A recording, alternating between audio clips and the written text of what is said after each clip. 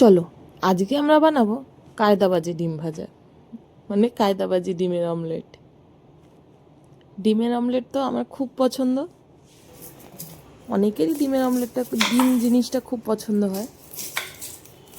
আজকে ছেলে বাড়িতে নেই, আমি সেই জন্য নিজের জন্য আলাদা কিছু না করে একটুখানি ডিম ভেজে নিলাম।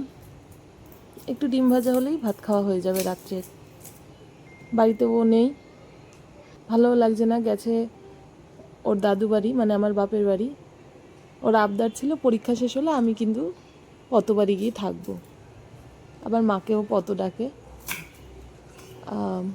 ওখানে গিয়ে রয়েছে, আজকে খেলাও আছে, ফুটবল ওয়ার্ল্ড কাপের একটা মানে খেলা দেখবে, রাত্রি 1:30 থেকে খেলা।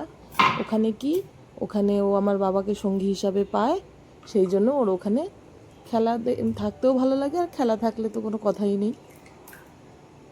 সেই জন্য ওকে আমি পড়া থেকে নিয়ে ওখানে দিয়ে এসেছি। দিয়ে এখন বাড়িতে আমি রাত্রিবেলা কিছু একটা খেতে ইচ্ছা করছিল, মানে মনে হচ্ছিলো একটু কিছু চাইনিজ কিছু খাই। তো একা রয়েছি বলে, ছেলে নেই, সেই জন্য আর সেগুলো কিছু অর্ডার করিনি। একবার ভেবেছিলাম একটু চাউমিন বানাই, তারপর ভাবলাম দূর, আবার একার জন্য চাউমিন বানাবো। তারপর ভেবেছিলাম যা আছে তাই দিয়েই খেয়ে নেবো, ডাল তরকারি রয়েছে দুপুরে। তো খেতে এসে আর ওগুলো খেতে ইচ্ছা করছিল না, সেই জন্য ভাবলাম না, একটা ডিম ভেজে নিই। সেই জন্য ডিম ভাজতে তোমাদের সঙ্গে একটু গল্পও করে নিলাম। আজকে দেখলে তো আমি কিন্তু কায়দা করে পেঁয়াজটার লঙ্কাটা কেটেছি, ধনে পাতাটা কাটার সময় আর কায়দাটা করতে পারিনি।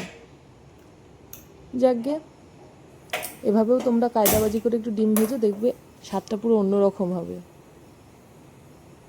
অনেক রাত হয়ে গেছে, এবার ডিমটা আমি ফটাফট ভেজে ভাত দুটো খেয়ে তারপরে চলে যাব। যেহেতু একা রয়েছি বাড়িতে, তাড়াতাড়ি শুয়ে পড়ব। বাড়িতে একা নেই, মানে শাশুড়ি মা আছে, মানে উনি আছে আর আমি আছি, আর থাকে ছেলে। কিন্তু আজকে 3 জনের মধ্যে একজন নেই, 2জন আছে। উনিও ওনার ঘরে একা রয়েছে, আমিও আমার ঘরে একা রয়েছে। আমি ছেলের সঙ্গে নিয়ে, ছেলেকে নিয়ে থাকি। আজকে তো ও নেই, একা একাই থাকতে হবে। গল্প করতে করতে ডিম ভাজাটা হয়ে গেল আমার। এবার ফটাফট আমি এটাকে নামিয়ে ভাত দুটো দিয়ে খেয়ে নেবো।